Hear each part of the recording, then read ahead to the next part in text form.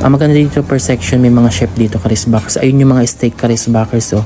Ang lalaki karisbakers, hihiwain lang yan mamaya. Naku, sobrang yummy naman ito mga itsura dito karisbakers. Ito yung mga pwede yung mga ulamin dito karisbakers. Ayan, ganito yung mga itsura niya.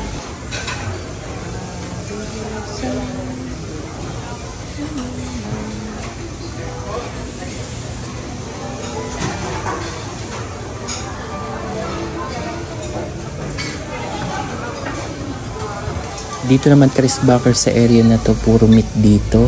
Ayun yung mga iba-ibang chorizo karisbakers and langgunisa.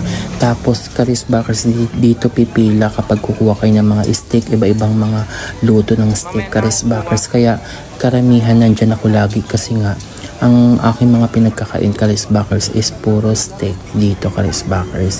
Papa-chop-chop lang kayo dito ng kay chef karisbakers, mga steak na yun karisbakers. Ayan dyan, ang gaganda, sobrang yummy. Grabihan ang mga steak dito karisbakers. Ang maganda is iba-iba ng flavor, may smoke, barbecue, iba-ibang mga flavor karisbakers. Sino hindi magugutom dito? Tingnan nyo ang ganda ng pagkakarni dito karisbakers, ang lalaki ng mga karni. Ayan no. Tapos chachap-chapin lang yan ni chef dito. Magre-request ka lang kung anong flavor ang gusto mo dyan. Tapos iba-ibang sauce kayo nang pipili dito karisbakers.